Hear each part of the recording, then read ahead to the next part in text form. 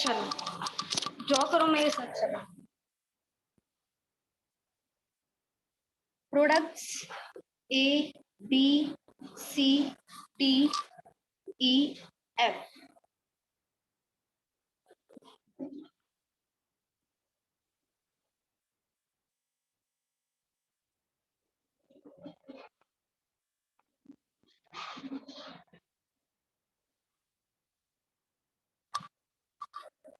उसके बाद दिया है एमपी। एमपी मतलब मार्केट प्राइस। कुछ डेटा यहाँ पे मिसिंग है, ठीक है, मिसिंग दिया है, प्रॉपर मिसिंग दिया ले रहे हम, और जो प्रॉफिट एंड लॉस पे बेस्ड है, ठीक है। चलो ए का मिसिंग है, सेकंड बी का दिया है 1100, सी का है 300, डी का नहीं दिया है, ई का है 1100 और एफ का है 600।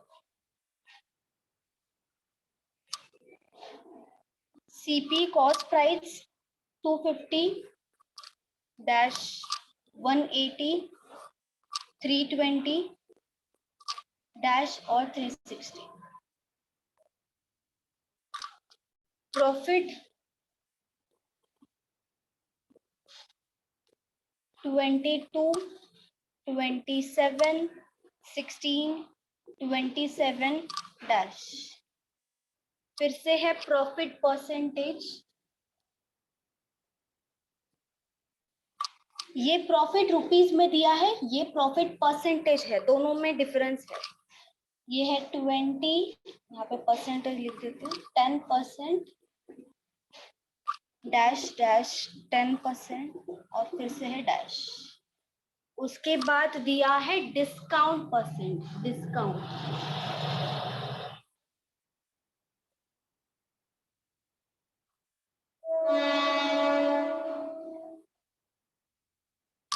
डिस्काउंट 25, सेकेंड डैश, थर्ड है 16, 20 डैश और 30। दिख रहा है ना सबको? लाइट दिख रहा है क्या? यहाँ पे लाइट दिख रहा है तो बता दो।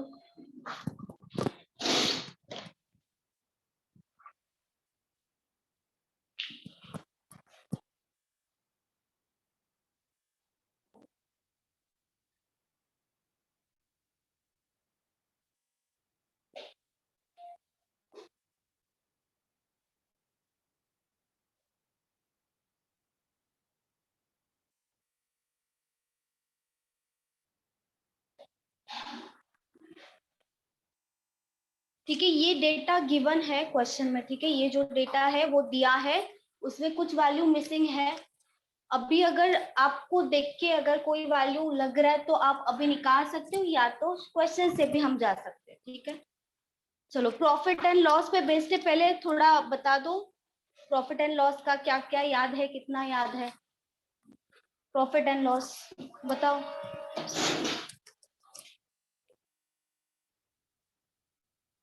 अगर प्रॉफिट एंड लॉस थोड़ा बहुत जो फॉर्मूलाज है मैंने दिया है वो याद होना चाहिए, तभी ये सॉल्व कर सकते, नहीं तो नहीं आएगा क्वेश्चन, दिया सॉल्व नहीं होगा फिर।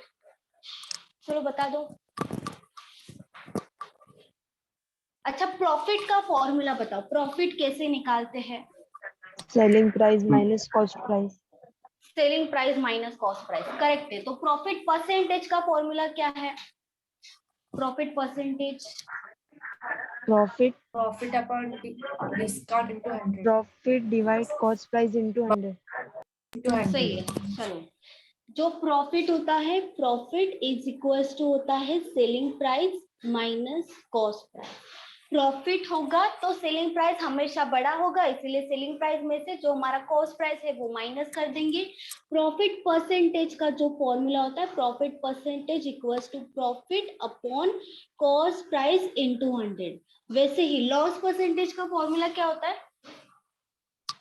Loss percentage is equal to loss divide by cost price into 100। Correct है, चलो सही है, क्योंकि प्रॉफिट हो या लॉस हमेशा किस पे कैलकुलेट करते हैं? कॉस्ट प्राइस पे करते हैं। उसके बाद डिस्काउंट परसेंटेज, डिस्काउंट परसेंटेज का फॉर्मूला क्या बताया था मैंने, याद है? डिस्काउंट किस पे कैलकुलेट करते हैं बताओ? डिस्काउंट किस पे देते हैं? Market price. Market price. तो प्राइस फॉर्मूला क्या होगा फिर डिस्काउंट परसेंटेज का? Discount divide by market price into 100। Correct है, discount divided by market price into 100। और अगर डिस्काउंट कैलकुलेट करना है तो market price minus selling price होता है। अगर डिस्काउंट निकालना है तो वैसे ही अगर यहाँ पे सेलिंग प्राइस निकालना है तो selling price equals to market price minus discount. यहाँ पे सेलिंग प्राइस निकालना है तो प्रॉफिट प्लस, अच्छा साइड में लिख दो, profit plus cost price equals to होता है सेलिंग प्राइस। ठीक है, ये जो फॉर्मूलाज है वो नॉर्मल बेसिक जो फॉर्मूला है प्रॉफिट एंड लॉस का वही सब फॉर्मूलाज है। ठीक है, ये पता होगा तो ये निकालने में आपको कोई तकलीफ नहीं होगा। ठीक है, ये पता होना चाहिए तभी हम ये कर सकते हैं, इसलिए मैंने साइड में फॉर्मूलाज लिख लिया है। जिनको नहीं पता है उनके लिए मैंने यहाँ पे लिख दिया है। चलो अभी यहाँ पे क्वेश्चन में वो बता रहे कि the following table shows the market price. जो टेबल है वो शो करता है market price, cost price, profit percentage, discount percentage on 5 different product sold. ये जो डिफरेंट प्रोडक्ट्स है वो सेल किया है उसका सब इंफॉर्मेशन दिया है। Some values are missing in the table, इतना ही दिया है। उसके बाद क्वेश्चन है। ठीक है, चलो क्वेश्चन फर्स्ट से स्टार्ट करते। चलो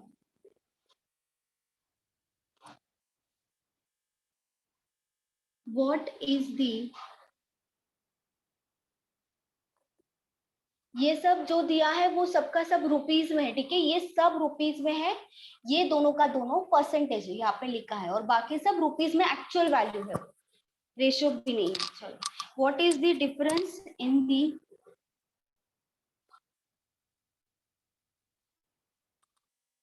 सेलिंग प्राइजेस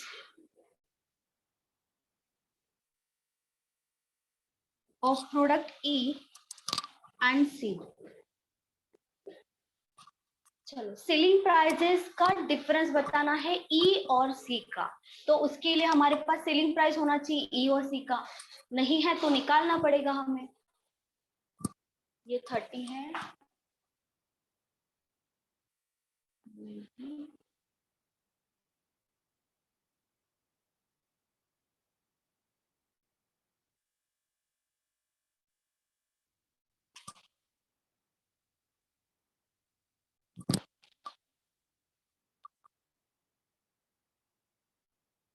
चलो ट्राई करो सब।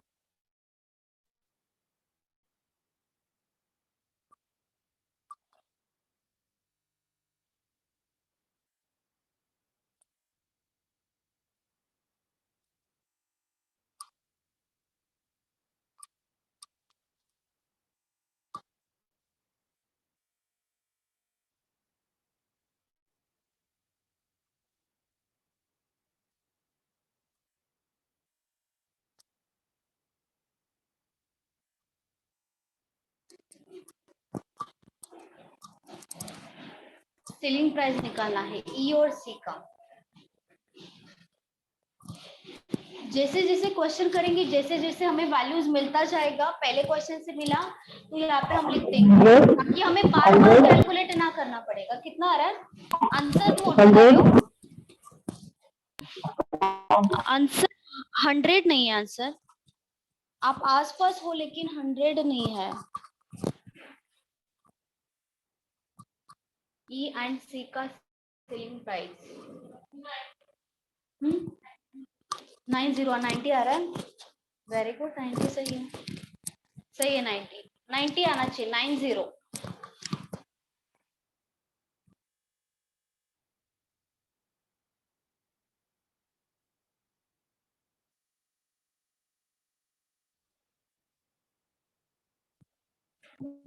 हाँ 90। 90 करेक्ट है, 90।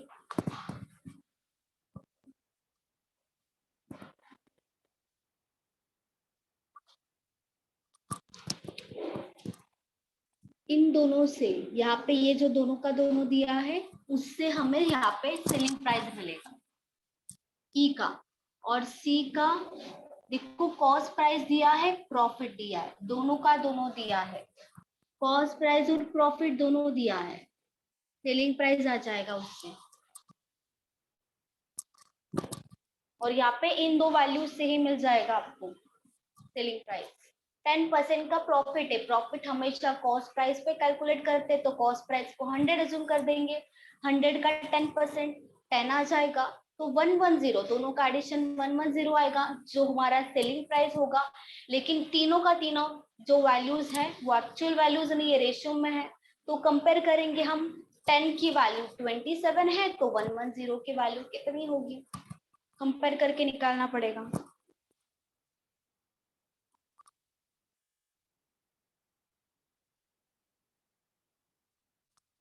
चलो, और किसी का आया आंसर?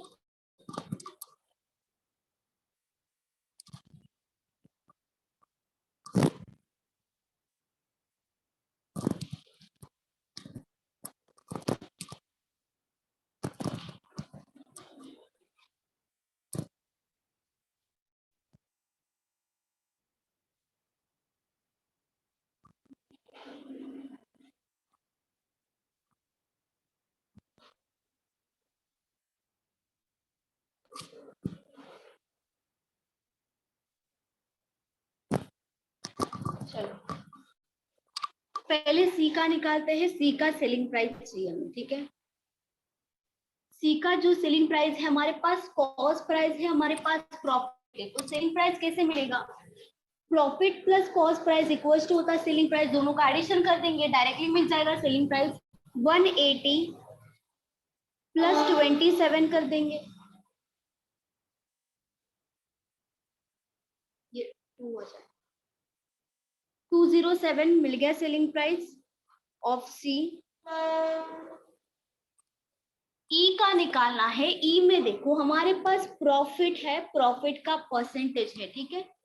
तो ये जो फॉर्मूला है इससे भी जा सकते हो, उससे आ जाएगा कॉस्ट प्राइस। फॉर्मूला से भी जाओगे लेकिन फॉर्मूला से थोड़ा मतलब पहले आपको कॉस्ट प्राइस निकालना पड़ेगा, फिर कॉस्ट प्राइस और प्रॉफिट दोनों का एडिशन करना पड़ेगा। या तो क्या करेंगे, जो कॉस्ट प्राइस है हम अजम्पशन करेंगे कि हमारा जो कॉस्ट प्राइस है वो है 100, ठीक है। 10% का प्रॉफिट का परसेंटेज दिया है, तो 100 का 10% कितना आएगा? 10 ही आएगा। तो हमारा सेलिंग प्राइस कितना होगा? दोनों का एडिशन होता है तभी हमें सेलिंग प्राइस मिलता है, तो यहाँ पे कितना हो जाएगा? सेलिंग प्राइस 110 हो जाएगा, ठीक है। ये सब हमारा जो वैल्यूज लिखा है मैंने, सबका सब अजम्पशन है, इसमें से कोई भी एक्चुअल वैल्यू नहीं है। एक एक्चुअल वैल्यू हमें पता है, ये वाली प्रॉफिट 27 है, लेकिन हमारे पास जो वैल्यू है प्रॉफिट का वो तो 10 है, मतलब 10 जो है उसकी एक्चुअल वैल्यू कितनी है? 27 है। 10 की वैल्यू 27 है, हमें क्या चाहिए? हमें बस सेलिंग प्राइस चाहिए, हम डायरेक्टली निकाल देंगे 110 की वैल्यू कितनी होगी। अगर 10 की वैल्यू 27 है तो 110 की एक्चुअल वैल्यू कितनी होगी? क्रॉस मल्टीप्लाई कर देंगे, डायरेक्टली आंसर आ जाएगा। 110 इंटू 27 डिवाइडेड बाई 10 हो जाएगा, ये 0 और 0 कैंसिल होगा। 11 इंटू 27 ये हो जाएगा 297, तो हमें मिल गया सेलिंग प्राइस, ठीक है। जो भी मिला है ना हम डायरेक्टली लिख देंगे, जैसे बार बार निकालने की जरूरत नहीं पड़नी चाहिए, ये साइड में लिख देंगे। सी का जो सेलिंग प्राइस है वो हमें मिला है 207, क्योंकि इसी वैल्यू में से मिला है हमें, कोई यहाँ पे अलग से कंडीशन नहीं दिया था, इसी वैल्यू में से, ताकि हमें बार बार कैलकुलेट ना करना पड़े। इसीलिए जो वैल्यूज मिल जाता है ना साइड में लिखा करो, बार बार कैलकुलेट नहीं करना है। फिर सेलिंग प्राइस किसका मिला है? ये ई का है ना, ई का सेलिंग प्राइस है 297, बार बार कैलकुलेट नहीं करना। इन दोनों का ही डिफरेंस पूछा था, 297 माइनस 207 कितना आ जाएगा? 9090, ये होगा आंसर, ठीक है। अजम्पशन करके, अगर परसेंटेज दिया है तो अजम्पशन करके भी निकाल सकते हैं वैल्यूज हम। इसमें किसी को डाउट है? मैम मुझे हाँ। 140 आया आंसर। कितना आया? 140 डिफरेंस। नहीं नहीं नहीं, कहाँ पे? ये वाला आप सेलिंग प्राइस बताओ, यहाँ पे हाँ, कितना सेलिंग आया? प्राइस प्रोडक्ट सी का 207 आया और हाँ, सेलिंग प्राइस प्रोडक्ट ई का 347 आया। नहीं नहीं नहीं, 347 नहीं आएगा। कैसे किया था आपने? और ये प्रॉफिट परसेंटेज वाला फॉर्मूला यूज करके कॉस्ट प्राइस निकाला। अच्छा, तो प्रॉफिट कितना लिखा है यहाँ पे? प्रॉफिट ऊपर 27। अच्छा 27 डिवाइडेड बाय कॉस्ट प्राइस तो हमें निकालना हाँ। है, इनटू 100 आ जाएगा। प्रॉफिट कितना दिया है हमें? 10%। 10% दिया है। चलो, ये कॉस्ट प्राइस यहाँ पे आ जाएगा। हाँ। ठीक है, cost price equals to 27 divided by 7 into 100 होगा। करेक्ट है? Cost price 270। हाँ, तो यहाँ पे 270 आ जाएगा। करेक्ट है, 270 आ गया कॉस्ट प्राइस। हमारा प्रॉफिट कितना है? 27। 27 ऐड कर देंगे, कितना हो जाएगा? ऐड ही करेंगे ना। कॉस्ट प्राइस प्लस प्रॉफिट क्या होता है? Selling price. यहाँ पे ऐड कर दो, कितना आ गया? 297। इतना बड़ा क्यों आ रहा था आपका वैल्यू? 270 तक तो आपने निकाला है, फिर तो बस प्रॉफिट ही ऐड करना था। उसके बाद क्या किया? कॉस्ट प्राइस के बाद क्या किया था आपने? बोलो। डिफरेंस हाँ, निकाला फिर। अच्छा डिफरेंस, नहीं नहीं नहीं, डिफरेंस नहीं निकालना है। यहाँ पे मैंने ऊपर फॉर्मूला लिखा है ना। हाँ मैम, 297 आया। हाँ, तो 297 आया ना, दोनों का डिफरेंस निकालना है फिर। ये जो 297 है, यहाँ पे 207 है, दोनों को माइनस कर दो, कितना आएगा? 90 ही आएगा ना। हाँ हाँ, हो गया अभी। ओके।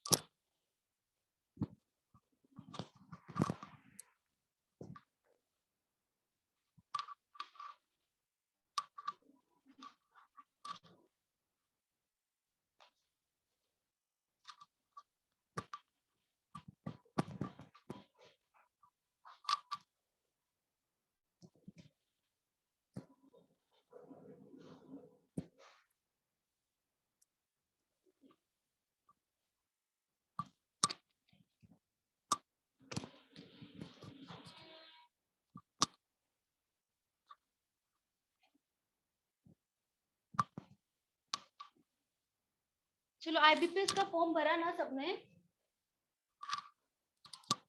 आईबीपीएस का जो नोटिफिकेशन आया है आईबीपीएस क्लर्क का, नहीं मैम, बाकी है मैम। बाकी है? अभी भर दो फिर। हम्म। अभी टाइम तो है, लेकिन भर दो फिर भी, ठीक है। और जो फर्स्ट टाइम भर रहे हैं उनके पास देखो, उनके पास एक तो सिग्नेचर होना चाहिए, ठीक है। जो उनका साइज है वो अच्छे से देखना। सिग्नेचर, फोटोग्राफ और थंब इम्प्रेशन होना चाहिए, और डिक्लेरेशन, ये 4 चीजें होनी चाहिए। आपको उसका जो साइज है वो प्रॉपरली करके एक बार साइड में सेव करके रखो। जो भी लैपटॉप पीसी आपके पास होगा, पेन ड्राइव होगा, वहां पे सेव करके रख दो, क्योंकि हमेशा लगेगा वो। हम इम्प्रेशन कैसे लेंगे मैम? थंब इम्प्रेशन आपको इंक से लेना है। वो जो इंक हम्म। पैड होता है ना, उससे हाँ। आपको व्हाइट पेपर पे लेफ्ट थंब का इम्प्रेशन लेना है। उसके बाद वो स्कैन करना पड़ेगा। अच्छा। स्कैन करके उसका जो प्रॉपर साइज दिया होगा उन्होंने नोटिफिकेशन में, उसके हिसाब से करना पड़ेगा। और डिक्लेरेशन फॉर्म कौन सा? डिक्लेरेशन फॉर्म नहीं है। डिक्लेरेशन एक्चुअली आपका जो हैंड राइटिंग है, मतलब व्हाइट पेपर पे, पूरा का पूरा व्हाइट पेपर, लाइनिंग वाला नहीं चाहिए। उसपे वो उन्होंने कुछ पैरा दिया है, वो आपको आपके हैंड राइटिंग में लिखना होगा, ताकि वो बाद में कंपेयर करेंगे आपका हैंड राइटिंग, इसीलिए ओके। उन्होंने दिया होगा। वो आपको फॉर्म में मिल जाएगा, जो ऑफिशियल नोटिफिकेशन है वहां पे मिल जाएगा। वो ही सेम टू सेम कॉपी करना है। वहां पे आपको नाम डालना है, आई, जो भी आपका नाम होगा, डिक्लेयर दैट, मतलब I have submitted all the documents required, ऐसा कुछ तो लिखा है वहां पे। वो देख लो एक बार, ठीक है। वो मैम करना एसबीआई है। पीओ की फॉर्म में भी सेम रहता है क्या, अलग हाँ, रहता है? सब में रहेगा वो। ऐसा कोई फॉर्म नहीं जहाँ पे वो आपको नहीं लगेगा। कोई भी फॉर्म भर लो, सब में लगेगा। इसीलिए मैंने बोला पहले ही स्टार्टिंग में ही आप निकाल के साइड में रख दो, ताकि आपको बार बार निकालना ना पड़े। जो फर्स्ट टाइम भर रहे, जो पहले भर दिया है, उनको तो पता अभी लग गया होगा कैसे निकालना है।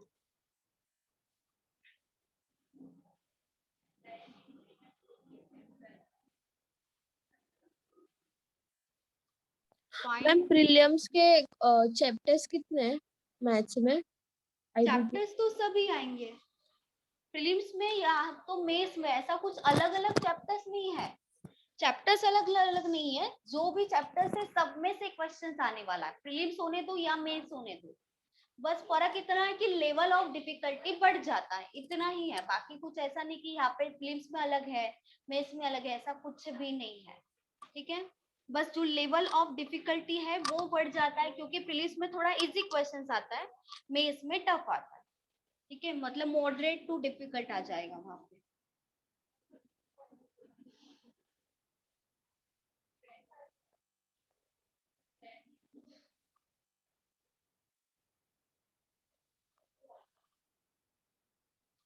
चलो, एवरेज प्रॉफिट यहाँ पे निकालना है, एवरेज प्रॉफिट, ठीक है। पहले तो प्रॉफिट निकालो ए बी सी डी ई का, सबका प्रॉफिट होना चाहिए आपके पास, प्रॉफिट प्रॉफिट परसेंटेज नहीं, और उसका फिर एवरेज निकालना है। एवरेज मतलब क्या होता है, अगर यहाँ पे 5 लोगों के बारे में दिया है तो 5 लोगों के प्रॉफिट के बारे में दिया है, तो ऊपर क्या आएगा, 5 लोगों का प्रॉफिट का एडिशन आएगा, सम आएगा, मतलब ही क्या होता है, sum of all observations divided by क्या होगा, कितने नंबर है, या तो नंबर ऑफ ऑब्जर्वेशन कितने पर्सन से, ए बी सी डी ई 5 है, तो डिवाइडेड बाय 5 आ जाएगा, उससे आपको एवरेज मिल जाएगा, एवरेज प्रॉफिट, ठीक है। पहले ऐड करोगे प्रॉफिट का ऊपर, डिवाइडेड बाय 5 कर दोगे, 5 क्यों करोगे, क्योंकि 5% से, इसलिए अगर 6% होते तो डिवाइडेड बाय 6, 4% से तो डिवाइडेड बाय 4, ठीक है। एवरेज का वही फॉर्मूला है।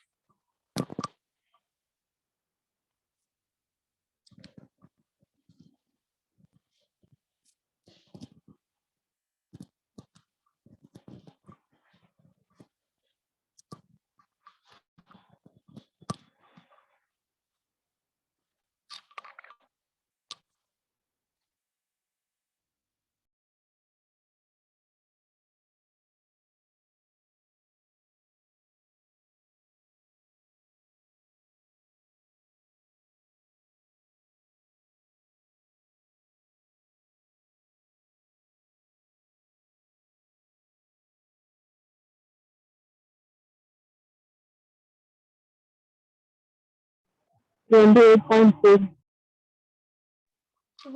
28.4 करेक्ट है, करेक्ट है। चलो, बाकी सब भी बता दो, चलो।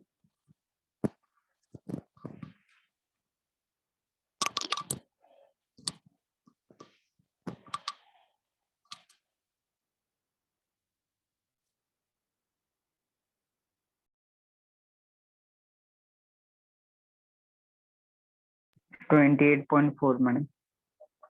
करेक्ट है।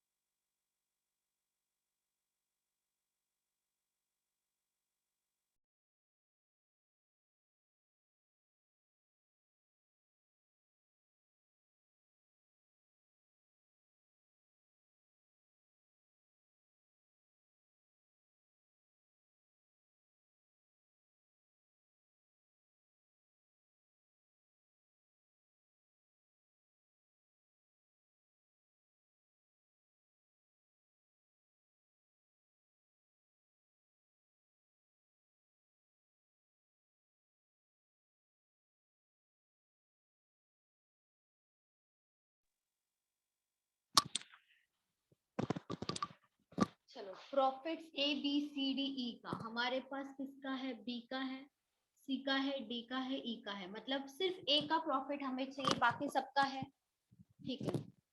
चलो, ये यहाँ पे ये जो लास्ट टाइम किया था 100 लेके किया था, वैसे भी हम कर सकते हैं। यहाँ पे जो 20% है वो तो प्रॉफिट परसेंट है, 20% है, ठीक है। या तो हम कॉस्ट प्राइस को फिर से 100 लेके ही करते, चलो कॉस्ट प्राइस हो जाएगा 100, ठीक है। तो प्रॉफिट परसेंटेज यहाँ पे दिया है 20%, तो प्रॉफिट हमारा कितना आ जाएगा, 20 आ जाएगा, 100 का 20% निकालेंगे 20 आएगा, तो सेलिंग प्राइस कितना आ जाएगा, दोनों का एडिशन 120 आ जाएगा। इसमें से हमें क्या पता है, 250 पता है, ठीक है। मतलब कॉस्ट प्राइस जो 100 है उसी का ही वैल्यू हमें दिया है 250, और हमें प्रॉफिट चाहिए, मतलब ये जो 20 है उसका वैल्यू कितना आएगा, क्रॉस मल्टीप्लीकेशन से निकाल देंगे, ये हो जाएगा 250 इंटू 20 डिवाइडेड बाय 100 हो जाएगा, 25 होता है 100, 5 से यहाँ पे डिवाइड कर देंगे 50 आ जाएगा। 50 आ गया हमारा प्रॉफिट, ए का प्रॉफिट आ गया 50। अभी बाकी सबका तो वैसे भी हमारे पास है। तो एवरेज का फॉर्मूला होता है सम ऑफ ऑल ऑब्जर्वेशन, मतलब जितने भी लोग हैं, जितना भी हमें दिया है प्रॉफिट, सबका एडिशन कर दो, ए बी सी डी ई। मतलब यहाँ पे तो ए का है 50 प्लस बी का है 22 प्लस 27 प्लस 16 प्लस 27। ये 5 लोग हैं, 1 2 3 4 5, 5 लोग हैं तो डिवाइडेड बाय 5 ही होगा। ये हो जाएगा 54 प्लस 6 हो जाएगा 60 70 80 90 142 आ रहा है क्या, डिवाइडेड बाय मैम 5। आंसर 28.4 है। हाँ करेक्ट है, 28.4 ही है शायद। हाँ करेक्ट है, करेक्ट है 28.4। चलो ये हो जाएगा, डिवाइड कर देंगे 28.4, ये मिल गया एवरेज। एवरेज पूछा था, एवरेज निकाल दिया। ठीक है, कुछ नहीं था इस क्वेश्चन में, बस यहाँ पे प्रॉफिट निकालना था और एवरेज का फॉर्मूला पता होना चाहिए। ठीक है, बाकी कुछ भी नहीं है उसमें।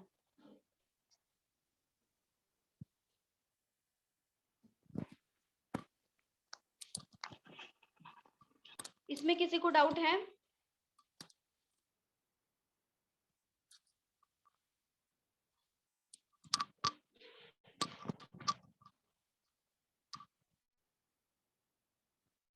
मैम अगर प्रॉफिट निकालने के लिए फॉर्मूला डाल के निकालेंगे तो कैसे निकलेगा? क्या बोल रहे हो? प्रॉफिट, अच्छा फॉर्मूला से। यहाँ पे फॉर्मूला से 20% दे दिया है ना। अच्छा फॉर्मूला में तो प्रॉफिट पैटर्न के फॉर्मूले से ये वाला ना, ये वाला जो है, इससे बताओ क्या साइड में कहाँ पे बता दें, यहाँ पे बता दें। प्रॉफिट परसेंटेज दिया है 20%, ठीक है, यहाँ पे आ जाएगा 20 इक्वल्स टू प्रॉफिट हमें निकालना है डिवाइडेड बाय कॉस्ट प्राइस दिया है 250 इंटू 100। ठीक है, यहाँ पे ये जो है यहाँ पे लेके जाएंगे 20 इंटू 250 हो जाएगा, डिवीजन में है तो ये मल्टीप्लीकेशन में है, यहाँ पे आ जाएगा डिवाइड हो जाएगा इक्वल्स टू पी।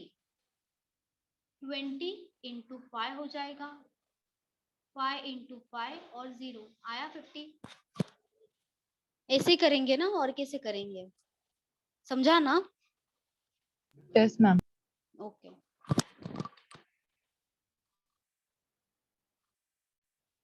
हाँ, तो सीपी लिया है ना अमित, सीपी तो लिया है यहाँ पे 250। आपका एग्जैक्टली क्वेश्चन क्या है?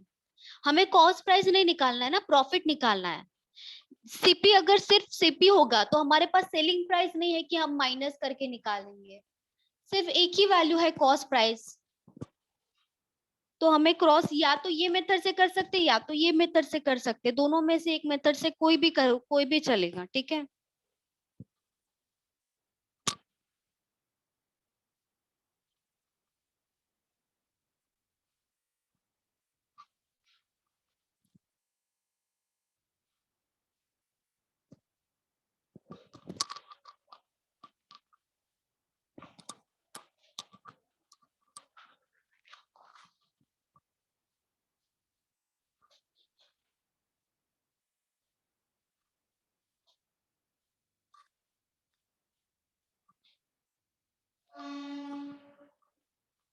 अगर दोनों चाहिए दोनों लिख लो, लेकिन दोनों करते मत बैठना, दोनों में से एक आपको जो अच्छा लगे वो करो।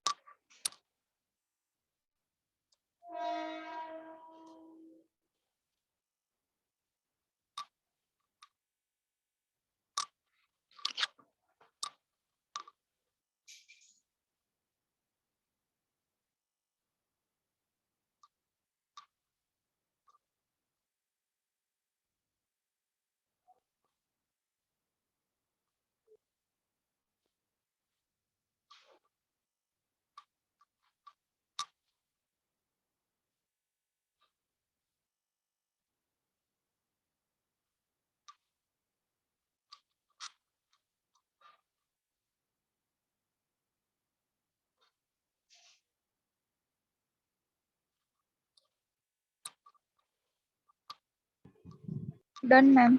चलो ठीक है।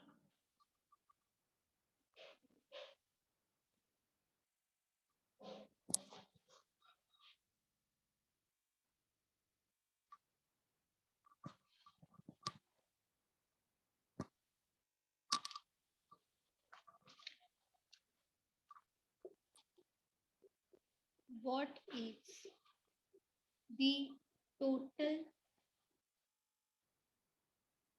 of market price of product D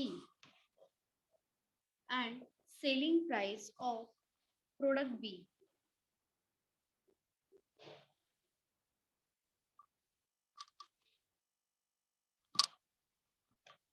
market price निकालना है प्रोडक्ट डी का और सेलिंग प्राइस निकालना है प्रोडक्ट बी का।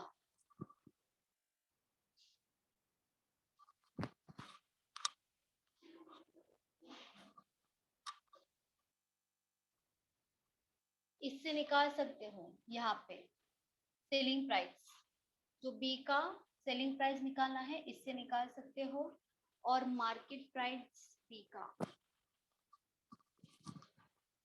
डिस्काउंट परसेंटेज दे दिया है। अच्छा पहले इससे देखो, ये जो दोनों है उससे आपको सेलिंग प्राइस मिलेगा, फिर सेलिंग प्राइस मिलेगा और डिस्काउंट का परसेंटेज पता है, तो इससे आपको सेलिंग प्राइस से डिस्काउंट जो परसेंटेज दिया है और सेलिंग प्राइस दिया है उससे आपको क्या निकालना पड़ेगा, मार्केट प्राइस निकालना पड़ेगा।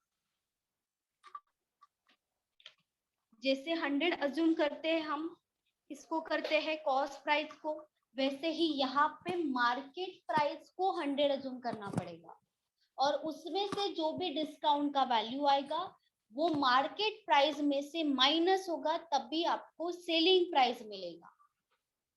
जैसे अभी मैंने करके बताया था 100 लेके कॉस्ट प्राइस को, वैसे ही मार्केट प्राइस को 100 लेना पड़ेगा।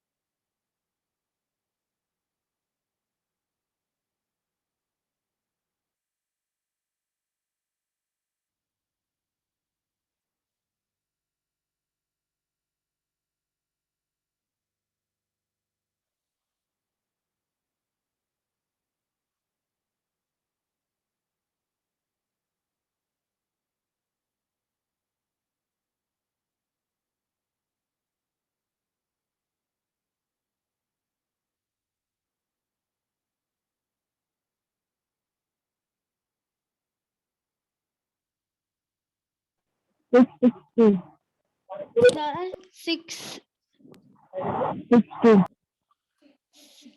662 या 660,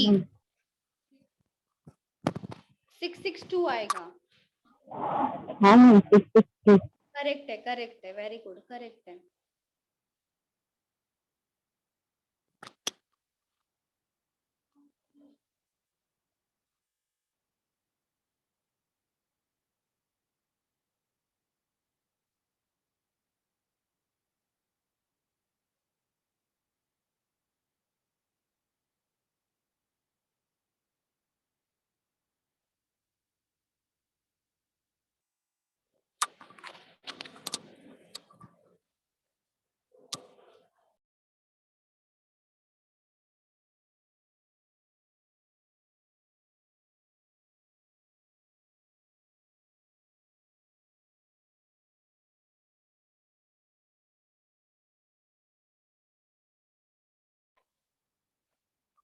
चलो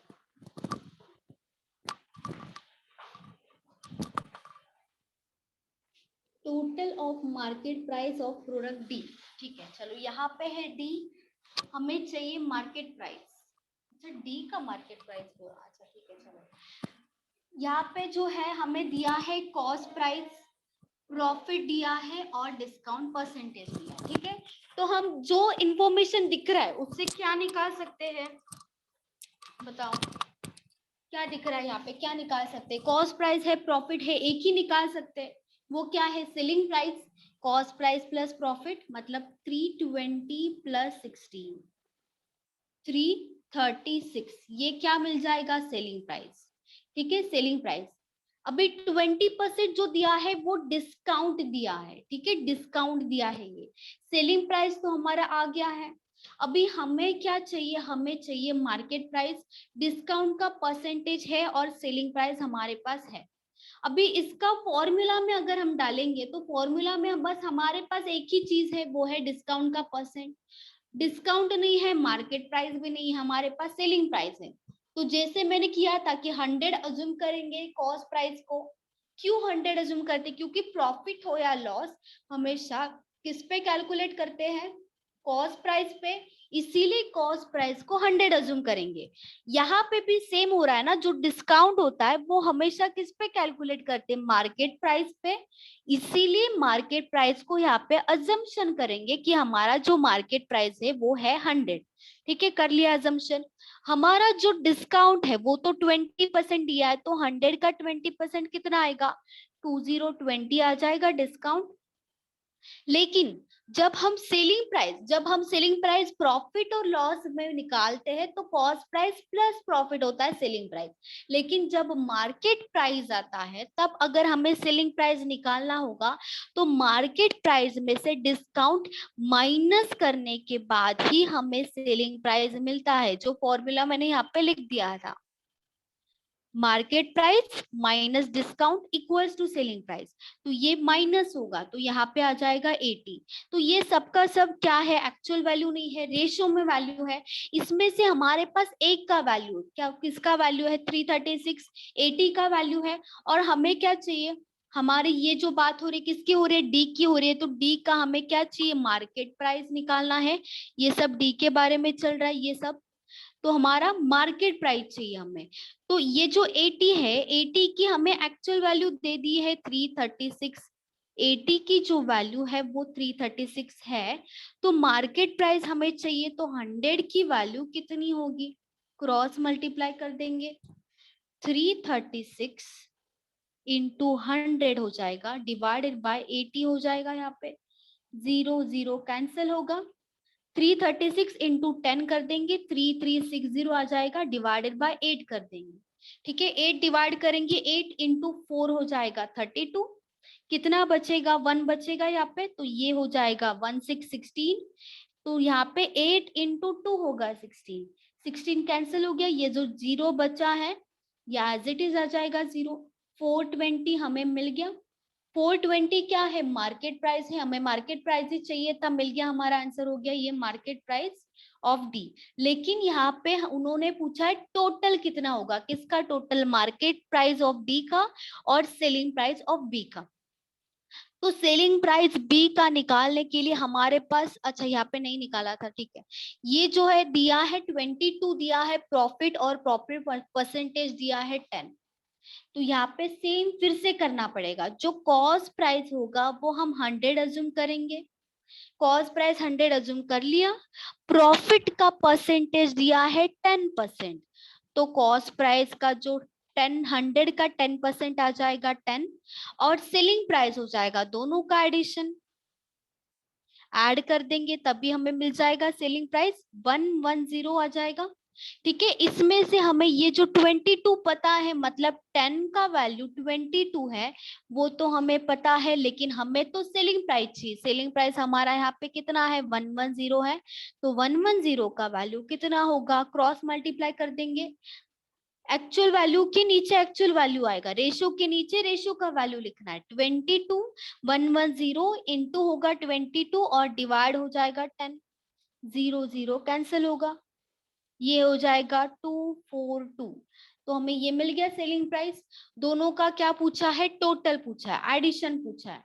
तो ये हो जाएगा 420 प्लस 242, 420 प्लस 242, 6 2 हो जाएगा, ये होगा हमारा आंसर। दोनों का एडिशन पूछा है, दोनों का एडिशन कर दिया। सेपरेटली सेपरेटली करना पड़ेगा, ठीक है। यहाँ पे इतना तो आपको कैलकुलेशन करना ही पड़ेगा, और कोई ऑप्शन नहीं है, ठीक है। ऐसा वैसे देखा जाए तो ऐसे क्वेश्चंस जो होते हैं वो प्रीलिम्स में नहीं पूछे जाते। अगर आएंगे तो एसबीआई पीओ के प्रीलिम्स में आ सकते हैं, आईबीपीएस पीओ के प्रीलिम्स में आ सकते हैं, क्लर्क के प्रीलिम्स में नहीं आएंगे, इससे थोड़ा कम ही लेवल आता है प्रीलिम्स में, लेकिन मेंस में थोड़ा सा लेवल ज्यादा ही होगा आपका। ऐसे क्वेश्चन पीओ के प्रीलिम्स में आ सकते हैं आपको, जो एसबीआई पीओ है ना उसमें आ सकते हैं ऐसे टाइप, ठीक है। थोड़ा सा लेंदी होता है वहां पे, इसीलिए टाइम जाता है। किसी को डाउट है इसमें, बोलो।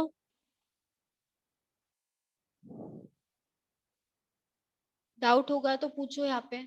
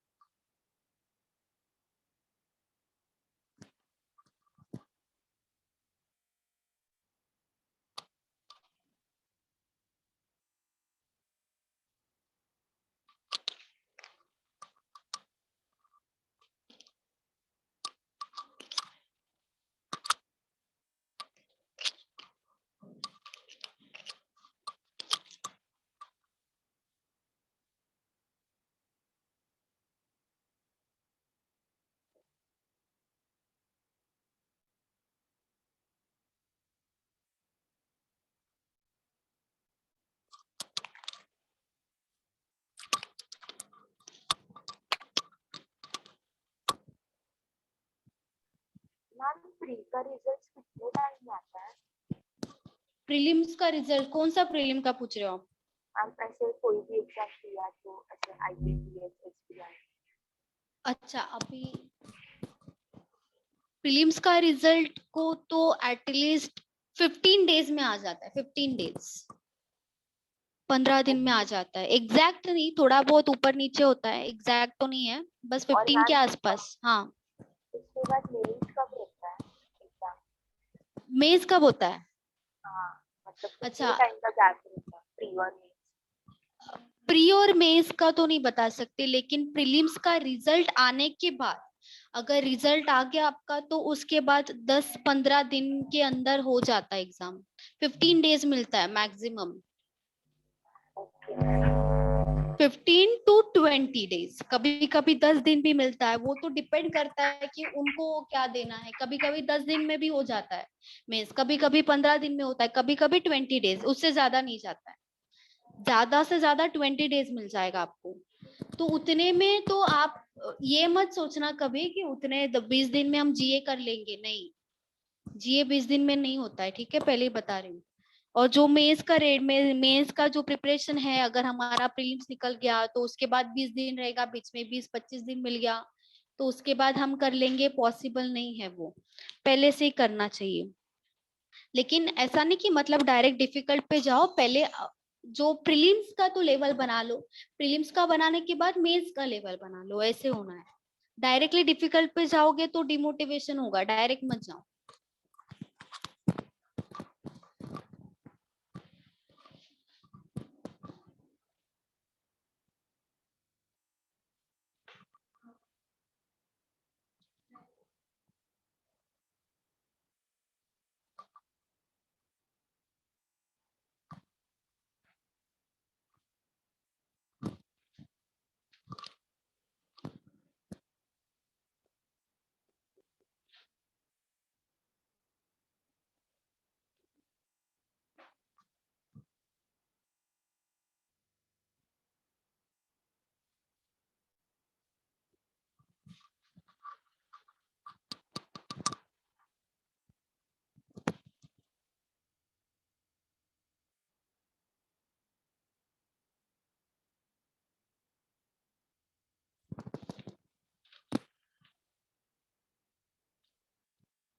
16.666.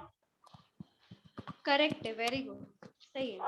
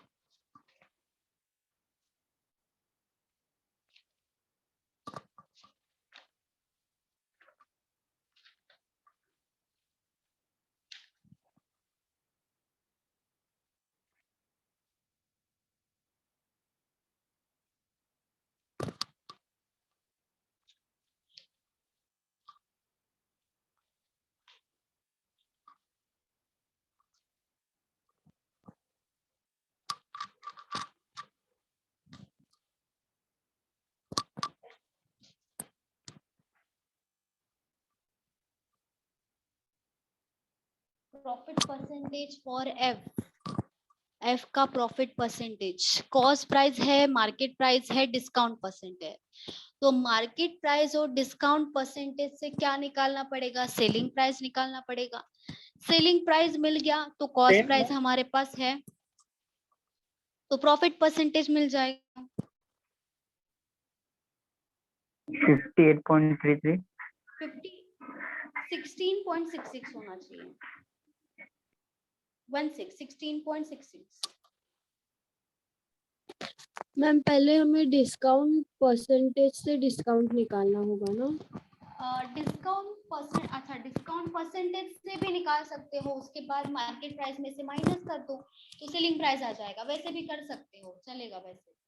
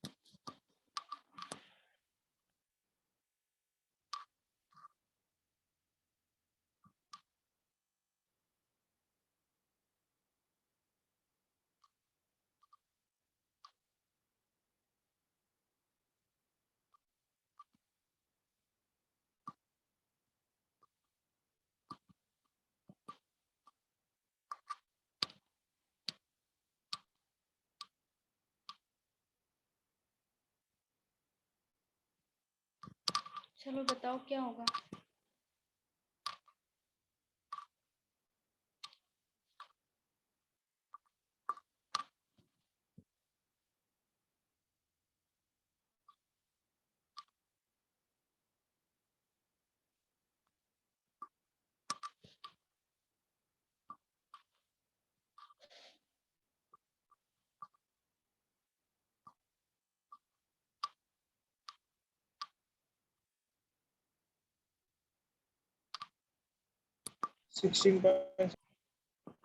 हाँ करेक्ट है, करेक्ट है। चलो 16.66। चलो प्रॉफिट परसेंटेज निकालना है प्रोडक्ट एफ का, ठीक है।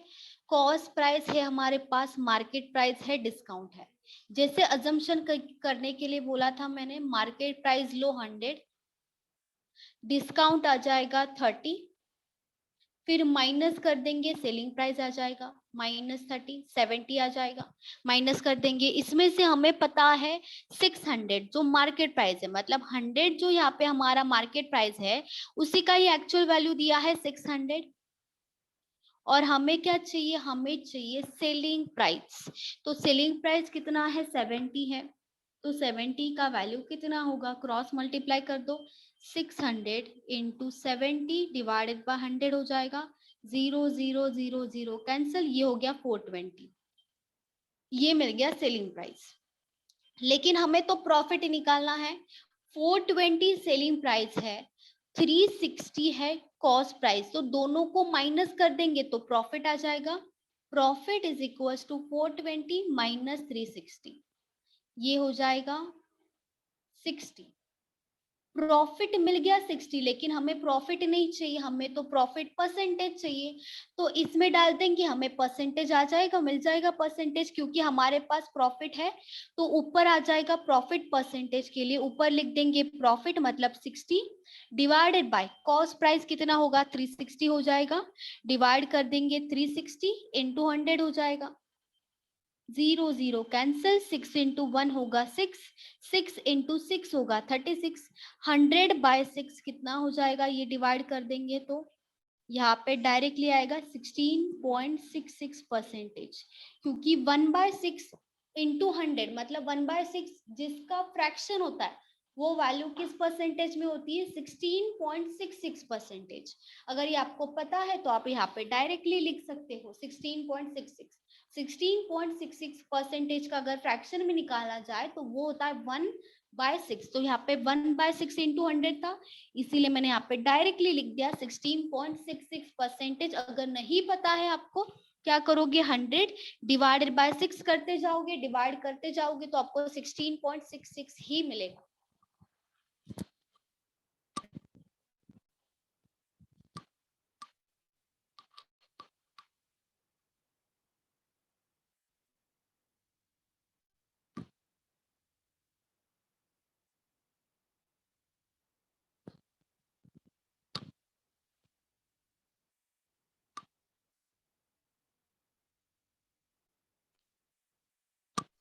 मैम हाँ बोलो। मेरा सेलिंग प्राइस 492 आया। 492, अच्छा कैसे निकाला, डिस्काउंट का फॉर्मूला यूज करके डिस्काउंट परसेंटेज से पहले डिस्काउंट निकाला, फिर डिस्काउंट परसेंटेज, अच्छा हाँ अच्छा, फिर डिस्काउंट 108 आया, 108 आया, अच्छा फिर फिर डिस्काउंट 180 आएगा, 180 आएगा। 180 आया। हाँ 108 नहीं आएगा, नहीं आएगा 108। कैलकुलेशन में यहाँ पे आपने गलती किया है कुछ। तो डिस्काउंट तो देखो, डिस्काउंट परसेंटेज 30 है, यहाँ पे आ जाएगा 30 यहाँ पे आएगा, हाँ नीचे मैम, यहाँ पे आ जाएगा 600, ठीक है। 30 equals to cost discount price divided by 600 into 100 होगा, 0 0 0 0 कैंसिल हो जाएगा, क्या नहीं बचेगा, मैम, मैम हाँ हाँ हाँ समझ में, मैंने कॉस्ट प्राइस नीचे लिया डिस्काउंट के लिए, मार्केट अच्छा प्राइस मार्केट प्राइस के उधर, अच्छा गलत, ओके।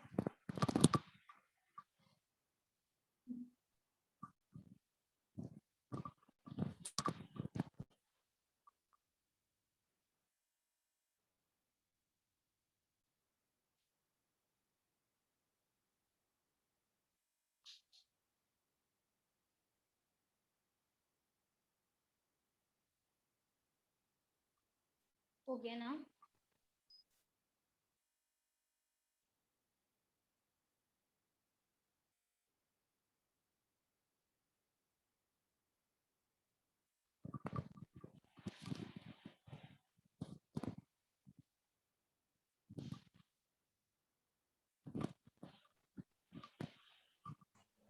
हेलो, हाँ बोलो, बोलिए।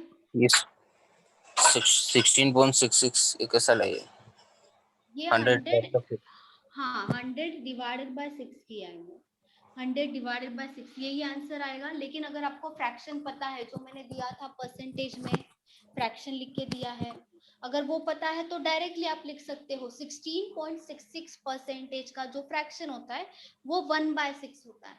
तो यहाँ पे अगर 1/6 आता है तो परसेंटेज में हम डायरेक्ट लिख सकते हैं 16.66%। ठीक है, वो अगर वो पता है तो, नहीं पता है तो 100 को डिवाइड करना पड़ेगा 6 से। 6 से डिवाइड कर लोगे, आ जाएगा ये आंसर, डायरेक्टली आ जाएगा। Okay okay. और किसी को डाउट है?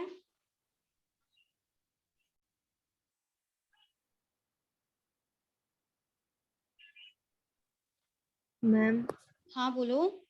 DI पार्ट का यूट्यूब पे वीडियो नहीं डाला है फाइ का। लास्ट पार्ट ना? अच्छा, ये हाँ। कौन सा पार्ट है अभी वो बता दो। ये 6 से या 7 पार्ट चल रहा है अभी? 6 है। ये आज मतलब लास्ट पार्ट, एक्चुअली वो 5th था ना लास्ट पार्ट मतलब। Yes ma'am. हाँ, तो वो वाला जो है वो एक्चुअली रिकॉर्ड नहीं हुआ, थोड़ा सा अच्छा। प्रॉब्लम हो गया था, रिकॉर्डिंग हुआ ही नहीं उसका, इसीलिए नहीं डाला। ओके। ठीक है,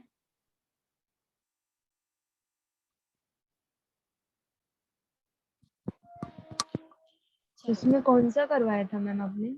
उसमें क्या करवाया था लास्ट लेक्चर में, कौन सा दिया था? रडार ग्राफ करवाया था क्या, बताओ। इसके पहले स्पीड टाइम डिस्टेंस का, अच्छा ये, और ये भी स्पीड टाइम डिस्टेंस का हो गया था आपका। स्पीड टाइम डिस्टेंस के ऊपर बेस दिया है, बोलो। मेरा हाँ नहीं। नहीं, हाँ मतलब वो ही करवाया था। एक स्पीड टाइम डिस्टेंस के ऊपर बेस था, उसमें मिक्स भी था और मिसिंग वैल्यूज भी था, वो डीआई करवाया था एक। और उसके बाद फनल डीआई था, एक फनल डीआई, और क्या हुआ था, उतना ही हो गया था ना, 2 डीआई करवाया था। अच्छा, अच्छा 2 डीआई है। आप एक काम कर सकते हो, इसके पहले भी मैंने डीआई के क्वेश्चंस लिए हैं, वहां पे भी आपको मिल जाएगा। वहां ठीक पे है। भी मैंने डीआई वो लिया है, सेम स्पीड टाइम डिस्टेंस के ऊपर है। और फनल डीआई है, फनल डीआई मतलब ये ऐसे होता है, हाँ। ऐसे होता है, यहाँ पे कोई वैल्यूज दिया था और उसके ऊपर वो इजी था वो हाँ, वही में वो लास्ट लेक्चर में नहीं हुआ था ना, इसके पहले, हाँ वही रिकॉर्डिंग नहीं हुआ था, रिकॉर्डिंग हो ही नहीं पाया तो इसीलिए। ठीक है, ये वाला है, दो ही करवाया था और कुछ नहीं है। ठीक है, ओके मैम।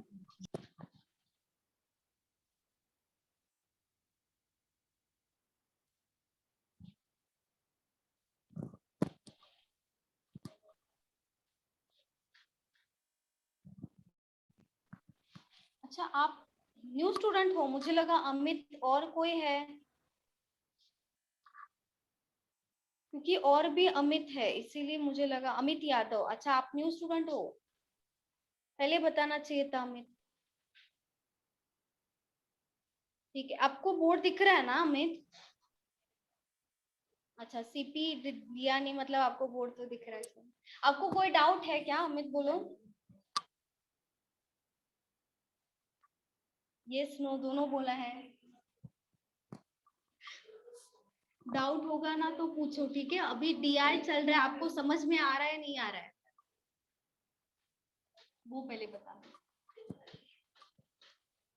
क्योंकि ऑलरेडी अमित है यहाँ पे, आप इसीलिए मुझे नहीं समझा। फेस तो वैसे भी देख नहीं पाते हम, इसीलिए समझ में नहीं आता है।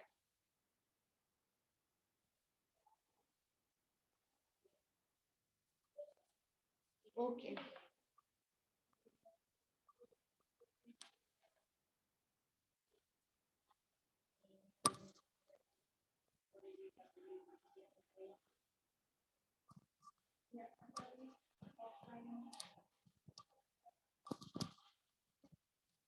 चलो ठीक है,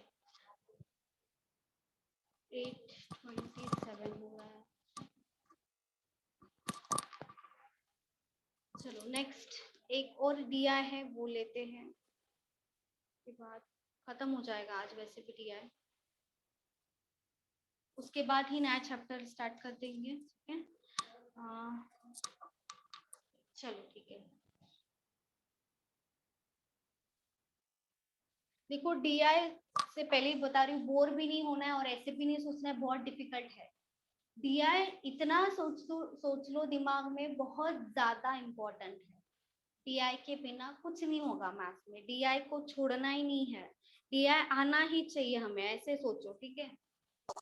मैम इम्पोर्टेंट है। हमने हाँ, लास्ट टाइम फनल के सिर्फ 2 ही क्वेश्चंस लिए थे, बाकी के किसके? हमारे पेन वो जो फनल फनल DI वाला। के? हाँ अच्छा, एक सेकेंड, मुझे किसी ने बताया क्यों नहीं, फिर ले लेते फिर वो। एक सेकेंड, 2 ही हुआ है क्या?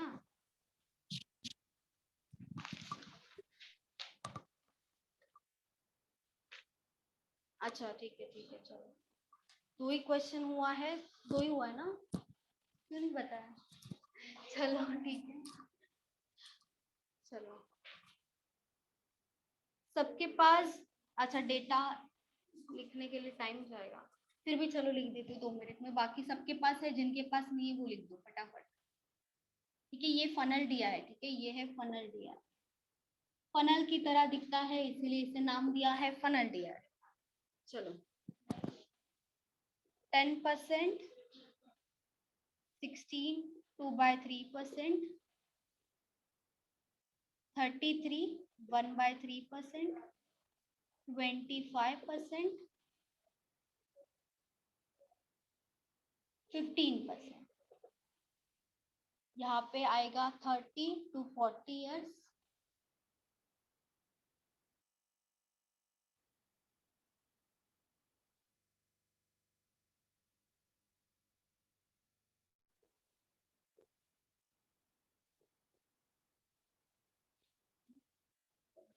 चलो ठीक है, यही है फनल दिया है, ठीक है, यहाँ पे लिख दिया है मैंने। जिनके पास नहीं है वो लिख दो। 2 क्वेश्चन हो गया है, बाकी जो 2 क्वेश्चन बाकी है, 4 क्वेश्चन था, ठीक है, और 2 क्वेश्चन है वो यहाँ पे लिख देंगे, कर देंगे हम। यहाँ पे जो दिया है ये सब परसेंटेज है, ठीक है, इन सब का अगर टोटल करेंगे तो वो 100% आएगा, क्योंकि परसेंटेज में वैल्यू दी है, तो टोटल करेंगे तो 100 आएगा। यहाँ पे दिया है बिलो 5 years, मतलब ये एजेस की बात हो रही है, एजेस ही था ना, हाँ एज ग्रुप, ये सब जो है ना ये एज ग्रुप है, ठीक है, मतलब बिलो 5 years वाले जो है टोटल पॉपुलेशन में से, टोटल पॉपुलेशन हमें नहीं दिया है यहाँ पे, बस उन्होंने बोला है जो बिलो 5 years मतलब जिनका एज 5 से कम है वो 10% वाले हैं, जिनका 5 to 10 में आता है वो 16 2/3 है, और जिनका एज जो है 10 to 20 में आएगा वो 33 1/3% में है, जिनका एज 20 to 30 में आता है वो 25% में है, और 30 to 40 में जिनका एज आता है वो 15% है आउट ऑफ टोटल पॉपुलेशन, मतलब आउट ऑफ 100%। तो वो जो 100% है उसका वैल्यू हमें नहीं दिया है, तो जैसे क्वेश्चन दिया होगा वैसे हम जाएंगे। 2 हो गया था ना, चलो ठीक है, क्वेश्चन 3 लेते हैं फिर। If the difference between persons whose age is between 10 to 20 years and persons with age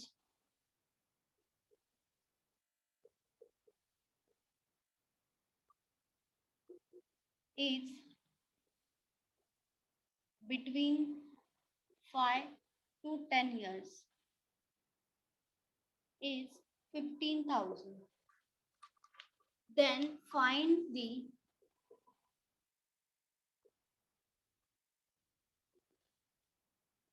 number of persons whose age is between 20 to 30 years.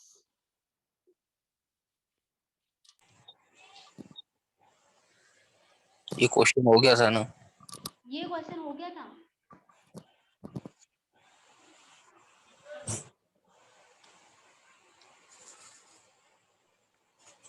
हाँ मैम, ये वाला हुआ था, इसके नेक्स्ट वाला। अच्छा, इसके पहले वाला नहीं हुआ होगा। If the total ये- population is 60,000, then what is the अच्छा। average? ये भी हुआ था। ये और ये, अच्छा ठीक है मैम ये सॉल्व करवा दो ना एक बार। हाँ अच्छा, ये मैम। सॉल्व करवा देती हूँ, चलो if the difference between persons whose age is 10 to 20 years, ठीक है, 10 to 20 years में कितना है हमारे पास 33 1/3% है, ठीक है, 33 1/3% इसकी बात हो रही है, ठीक है, डिफरेंस बोला है। और persons with age group 5 to 10, तो 5 to 10 में क्या है 16 2/3 है, ठीक है, 16 2/3%। इन दोनों का जो डिफरेंस है, डिफरेंस यहाँ पे क्लियरली बोला है, जो डिफरेंस है वो कितना है 15,000 है, यहाँ पे 15,000 डिफरेंस है। तो उन्होंने पूछा है 20 to 30 मतलब 25% का वैल्यू कितना होगा उन्होंने पूछा है, ठीक है। अभी इन दोनों का डिफरेंस लेना पड़ेगा, इसे कैलकुलेट कैसे करेंगे 33 into 3, यहाँ पे हम क्या करते 33 1/3, ये परसेंट का तो जाने, तो अगर ऐसे वैल्यू कभी भी रहेगा हम कैसे करते कैलकुलेट 33 into 3 करेंगे, कितना हो जाएगा 99। यहाँ पे कुछ भी नहीं लिखा होता है, इसका मतलब होता है यहाँ पे प्लस है, मल्टीप्लिकेशन नहीं, प्लस है, लेकिन यहाँ पे जो वैल्यू है ये ऊपर है, ये नीचे वैल्यू है, तो इनका एडिशन तो नहीं होगा, इनका मल्टीप्लिकेशन ही होगा, क्योंकि ऊपर और नीचे वैल्यू है।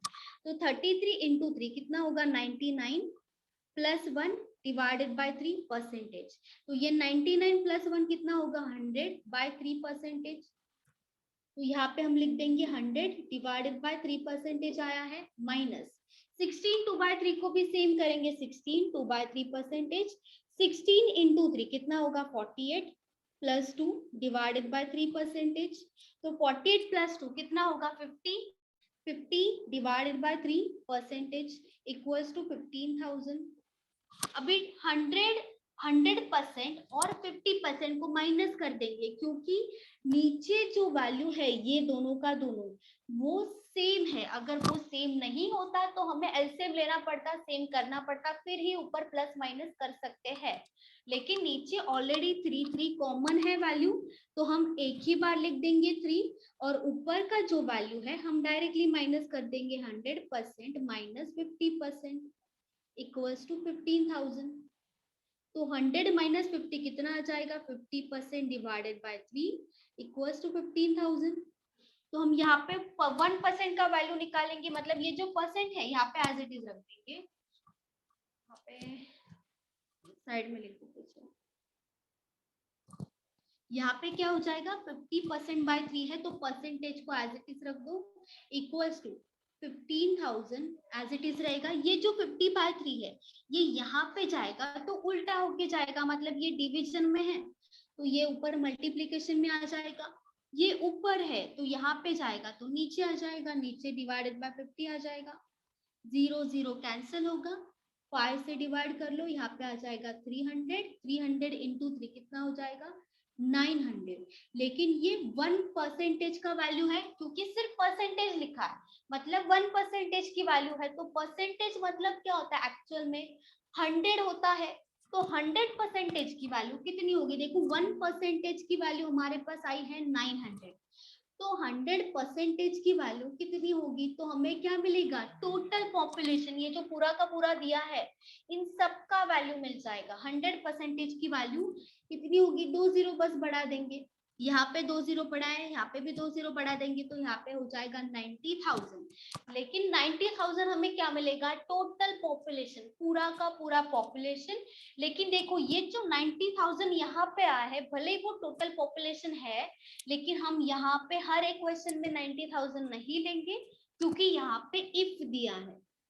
इफ का मतलब होता है कि कंडीशन, अगर वाला कंडीशन है वो, तो अगर ऐसा है तो अगर वैसा होगा, वैसा वाला है, मतलब ये सिर्फ यही क्वेश्चन के लिए है, बाकी किसी क्वेश्चन में आप इस वैल्यू को नहीं ले सकते, क्योंकि स्टार्टिंग में इफ दिया है, कंडीशन दिया है, एग्जैक्ट वैल्यू उन्होंने नहीं दिया है कि एग्जैक्ट उतना ही पॉपुलेशन है। इसीलिए यहाँ पे जो 100% का वैल्यू 90,000 आया वो पूरा का पूरा टोटल पॉपुलेशन का वैल्यू आया। लेकिन हमें पूछा क्या है 20 to 30 इयर्स का पूछा है, तो 20 to 30 इयर्स में तो 25% है, तो 100% का वैल्यू 90,000 है, तो 90,000 का हम निकाल देंगे 25%, 25 डिवाइडेड बाय 100 हो जाएगा, यही हमें पूछा है। 0 0 कैंसिल कर देंगे, 25 into 9 कितना हो जाएगा 225, 2 0 एज इट इज आ जाएगा, तो ये होगा हमारा आंसर। यही पूछा था कितना पॉपुलेशन होगा, तो कितना पॉपुलेशन होगा 22,500। बोलो किसी को डाउट है? देखो यहाँ पे डिफरेंस दिया था इसीलिए हमने यहाँ पे डिफरेंस निकाला है। इन दोनों का सेपरेट सेपरेट मैंने आपको कैलकुलेशन करके बताया, क्योंकि ये जो होता है ना यहाँ पे प्लस होता है, कुछ नहीं लिखा होता है, मतलब ये डायरेक्टली उल्टा मल्टीप्लाई होके ऐड होके डिवाइड होगा। तो जैसे जैसे सॉल्व करते गए 100 में से 50 माइनस किया, 50/3 आया, 1% का वैल्यू यहाँ पे 900 आया। तो टोटल परसेंटेज, टोटल पॉपुलेशन कितना होगा? 100% होगा, इसीलिए 100% की वैल्यू 90,000 आई। लेकिन हमें 100% नहीं पूछा, हमें तो 25% पूछा है। तो जो 100% का वैल्यू है 90,000, उसका 25% निकाल दिया। 90,000 कैसे हुआ? देखो ये जो है ना 1%, यहाँ पे 1% की वैल्यू कितनी है? 900 है, ठीक है। 1% की वैल्यू 900 है। अभी यहाँ पे मैंने क्या बोला था, ये जो पूरा का पूरा है ये क्या है? 100% है।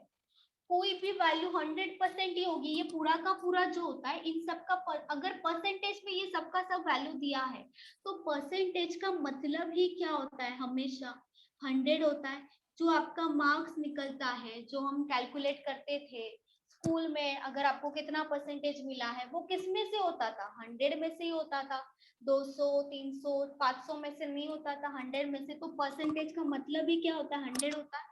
तो 1% की वैल्यू यहाँ पे 900 आई है। तो हमें अगर टोटल पॉपुलेशन चाहिए, टोटल पॉपुलेशन, तो हम कितना परसेंट लेंगे? 100% ही लेंगे, क्योंकि हमें टोटल पॉपुलेशन निकालना है। 1% की वैल्यू तो 900 आई है। तो यहाँ पे अगर 2 जीरो बढ़ा रहे हम, ठीक है, 1 था यहाँ पे, 1 का 100 हो गया, 2 जीरो बढ़ाया, तो यहाँ पे 900 जो है वहां पे भी 2 जीरो बढ़ा देंगे, तभी तो 90,000 आएगा। 2 जीरो यहाँ पे बढ़ाया, 2 जीरो यहाँ पे बढ़ाया, मतलब यहाँ पे 100 से मल्टीप्लाई किया तो यहाँ पे भी 100 से मल्टीप्लाई करेंगे। 1 इंटू 100 और 900 इंटू 100, तो यहाँ पे 90,000 आ जाएगा, यहाँ पे 100 आ जाएगा टोटल पॉपुलेशन। और 90,000 का 25% निकालेंगे, क्योंकि 20 to 30 की बात हो रही है, 25% निकालेंगे।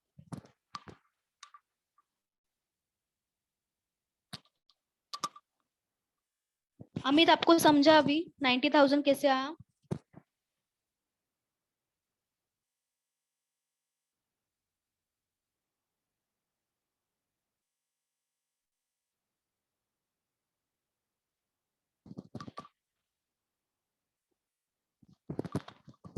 लिख के हुआ होगा तो बता दो मुझे। हेलो हाँ बोलो। हेलो हाँ अमित बोलो, डाउट है आपको, बोलो। मैडम ये आपने 16 2/3 को आपने मल्टीप्लिकेशन में लिया, तो ये 33 1/3 को प्लस कैसे किया? इसे भी मैंने प्लस करके ही किया है। यहाँ पे देखो, यहाँ पे मैंने क्या किया, 33 इंटू 3 किया, 99 आ गया, ठीक है ना? समझा 33 समझा इंटू 3 समझा। समझा? अच्छा ठीक है। वो प्लस लिखा हुआ है ना, इसके लिए थोड़ा ये हो गया। नहीं, दोनों दोनों जगह पे मैंने प्लस लिखा है, यहाँ पे भी लिखा है, यहाँ पे भी लिखा है। 33 इंटू 3 99 प्लस 1, यहाँ पे भी लिखा है। 16 इंटू 3 48 प्लस 2, दोनों जगह पे, यहाँ पे भी प्लस ही आएगा, यहाँ पे भी प्लस ही आएगा। कोई भी परसेंटेज अगर हो ना, फ्रैक्शन में दिया है, कोई भी परसेंटेज होने दो, फ्रैक्शन में दिया है, इस फॉर्म में ऐसा कुछ दिया है, तो आपको सबको ये ही मेथड से सॉल्व करना होता है।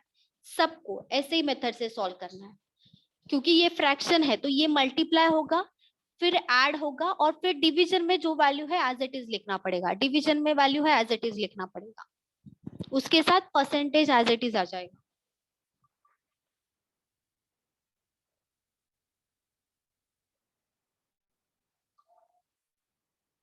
हो गया मैम।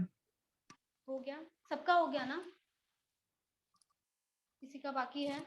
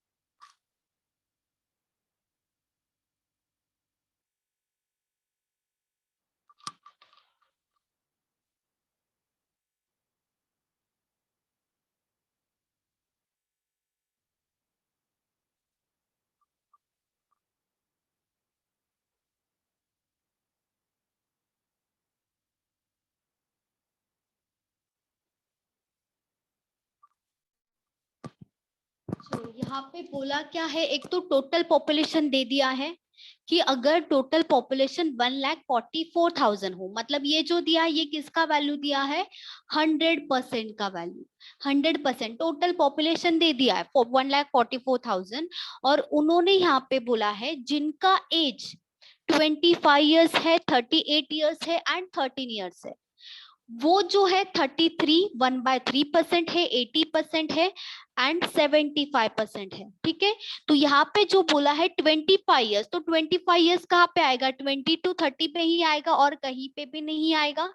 लेकिन ये जो 25% बोला है ऑलरेडी, वो तो टोटल पॉपुलेशन का बोला है, मतलब 1,44,000 का पहले आप 25% तो निकालना पड़ेगा, टोटल में से हमें 20 to 30 तो निकालना पड़ेगा, क्योंकि ये जो 33%, 80%, 75% वो टोटल पॉपुलेशन का नहीं बोला है, वो आपको बोला है इन ग्रुप में से, इनका बोला है। 25 ईयर्स जो है ना, ये क्या करोगे, टोटल पॉपुलेशन का पहले 25% निकालोगे, उससे आपको क्या मिलेगा, 20 से 30 में जिनका एज ग्रुप है वो सब मिल जाएंगे, उसमें से हमें 25 का चाहिए, तो उसका उसमें से जो भी वैल्यू आएगा उसका 33 1/3% निकालेंगे, तो हमें 25 ईयर्स वाला एज ग्रुप का पॉपुलेशन मिल जाएगा, एज का पॉपुलेशन मिल जाएगा। वैसे ही 38 का भी होगा, 1,44,000 का 38 ईयर्स कहाँ पे आएगा, यहाँ पे, तो 15% निकालोगे और उसी का ही 80% निकालोगे, तो उससे क्या मिल जाएगा, 38 ईयर्स का मिल जाएगा एज।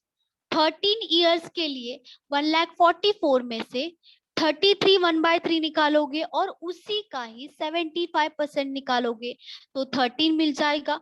तो उन सब का जो भी वैल्यू आए सबका टोटल पूछा, तीनों का एडिशन कर देंगे तो टोटल पॉपुलेशन आ जाएगा, जिनका एज 25 है, एग्जैक्ट 38 है और एग्जैक्ट 13।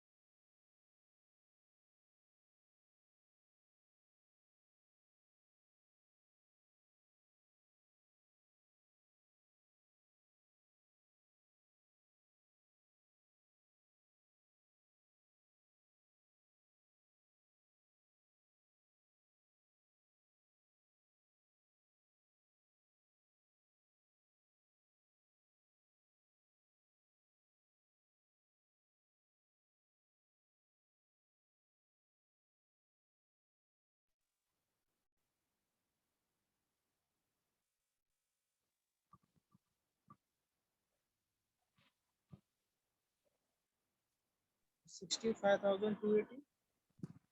65,280, एक सेकंड, वेरी गुड, सही है, इसका आया, मेरा मैम वेरी गुड अनिश, सही है।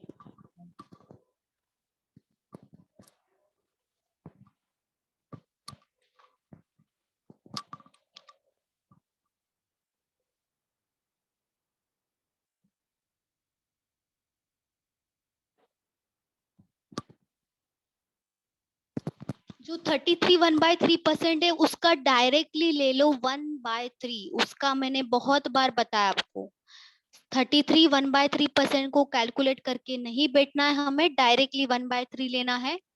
16 2/3 का तो यहाँ पे कोई जरूरत नहीं है, ठीक है, बाकी तो जो नॉर्मल परसेंटेज है वो ही लेना पड़ेगा। 33 1/3% कहीं पे भी आएगा, डायरेक्टली 1/3 ले लो, कैलकुलेट करके मत बैठो, डायरेक्टली 1/3 ले लो। मैम 64 920 करेक्ट है 64,920 65,280 आएगा 65,280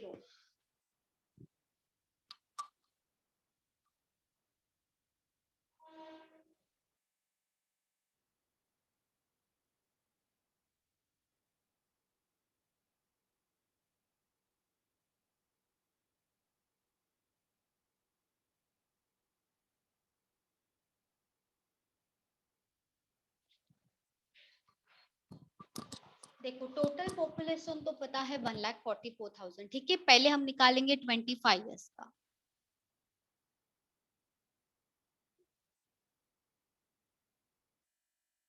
$1,44,000 इंटू 25 ईयर्स कहाँ पे आएगा यहाँ पे 25 ईयर्स इन दोनों के मिडल में ही आएगा इसीलिए 25% लेंगे तो ये हो गया 25 डिवाइडेड बाय 100 हो गया ठीक है इससे हमें क्या मिलेगा 20 से 30 साल का टोटल पॉपुलेशन लेकिन हमें क्या चाहिए हमें सिर्फ 25 ईयर ही चाहिए तो वो जो है इसमें से 25 ईयर्स के कितने हैं 33 1/3% है तो इसका डायरेक्टली हम क्या लेंगे 1/3 लेंगे ये 1/3 कैसे आएगा 33 1/3% है 33 इंटू 399 होगा +1 हो जाएगा डिवाइडेड बाय 3 और इसके साथ परसेंट है तो 20% होगा तो 25/100 लिखते 25% था तो 25/100 लिखा तो 33 1/3% है तो यहाँ पे क्या लिख देंगे 1/100 100 ये हो जाएगा 100 डिवाइडेड बाय 3 इंटू 1/100 तो 100 कैंसिल हो गया 1/3 बचा है वो ही डायरेक्टली लिया है मैंने 1/3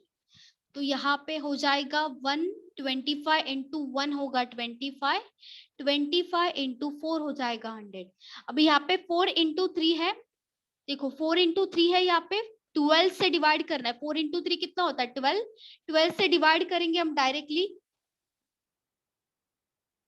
12,000 आ जाएगा क्योंकि 12 का स्क्वायर होता है ये या तो 12 से डिवाइड कर लो तो भी आपका यही वैल्यू आएगा 12,000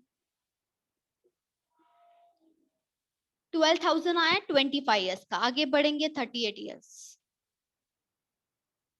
1,44,000 का 38 ईयर्स कहाँ पे आएगा यहाँ पे आ जाएगा 15% निकालना है 15/100 इंटू 38 ईयर्स का कितना परसेंटेज दिया है 80 दिया है 80/100 हो जाएगा ये तो ये कैंसिल हो जाएगा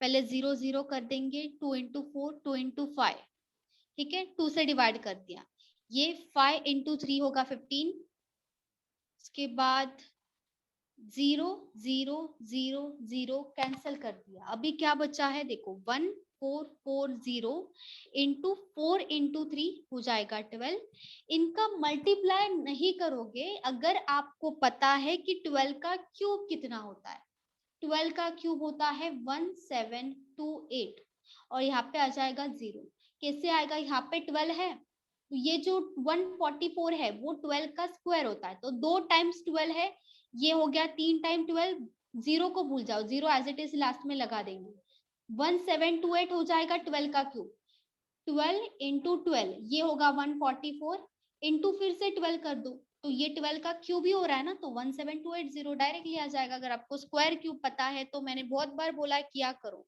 चलो इसके बाद आएगा 13 का 144,000 देखो स्क्वायर क्यूब पता होगा फ्रैक्शन पता होगा बहुत जल्दी आता है कैलकुलेशन बहुत जल्दी करते हैं अगर यही अब अगर नहीं पता है तो आप यहाँ पे क्या कर दोगे मल्टीप्लाई करते बैठोगे आंसर तो आ जाएगा बस टाइम लगेगा हमें जल्दी से जल्दी निकालना है टाइम वेस्ट नहीं करना है 13 ईयर्स 1,44,000 13 ईयर्स यहाँ पे आ जाएगा 33 1/3 डायरेक्टली बोला था मैंने 1/3 लेना है जो यहाँ पे एक्सप्लेन किया है मैंने 1/3 कैसे आया ये 1/3 आ जाएगा उसका 13 ईयर्स का यहाँ पे 75% बोला है तो ये हो जाएगा 75/100 तो 25 इंटू 3 होगा 75 25 इंटू 4 हो जाएगा 100 3 और 3 कैंसिल हो गया 4 से डिवाइड कर देंगे यहाँ पे 1,44,000 डिवाइडेड बाय 4 तो यहाँ पे आ जाएगा 4 इंटू 3 12 यहाँ पे बचाएगा 20 बचेगा 24 6 आ जाएगा 36,000 होगा ये भी मिल गया ये भी मिल गया और ये भी मिल गया, तीनों का तीनों वैल्यूज मिल गया। अभी इन सब का हमें क्या पूछा था, टोटल पूछा था, टोटल पॉपुलेशन टोटल कर देंगे, ये आ जाएगा 80, 280 तो एज इट इज आ जाएगा, 7 2 65 65 to 80. 65 to 80, ठीक है, ये हो गया हमारा आंसर 65,280। ठीक है, बस इजी था, डिफिकल्ट नहीं था, दिख रहा है कुछ नहीं है डिफिकल्ट इसमें।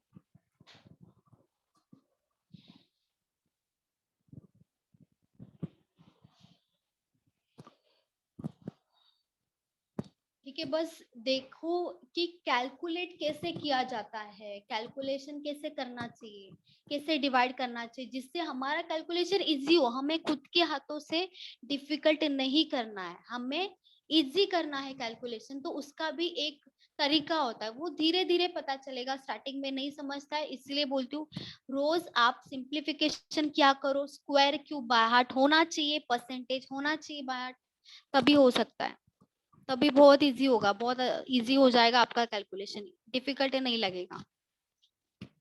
यही अगर आप स्टार्टिंग में करोगे बहुत डिफिकल्ट लगेगा, लेकिन अगर आप रोज सिंप्लीफिकेशन कर रहे हो, रोज स्क्वायर क्यूब बाय हार्ट हुआ है आपका, किया है आपने, परसेंटेज किया है, तो डिफिकल्ट नहीं लगेगा आपको ये, क्योंकि हम ये कैलकुलेट करते जाते हैं फिर बहुत डिफिकल्ट लगता है, लेकिन इसमें कुछ भी नहीं डिफिकल्ट, बस तरीका समझ लो कैसे करना है।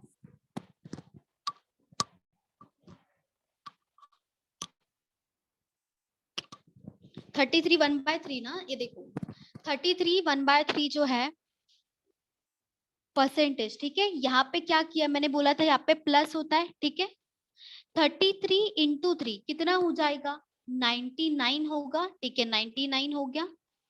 ये जो +1 है एज इट इज लिख दिया मैंने +1, डिवीजन में क्या है, डिवीजन में 3 है, एज इट इज आ गया डिवीजन में 3। अभी इसके साथ क्या है, परसेंटेज है ना, तो जैसे 25% होगा हम क्या लिखेंगे, 25/100, 20% होगा हम क्या लिखेंगे, 20/100, 10% होगा हम क्या लिखते हैं, 10/100। वैसे ही 33 1/3 के साथ भी परसेंट है, तो हम इसे कैसे लिखेंगे, इंटू 1/100 लिखेंगे।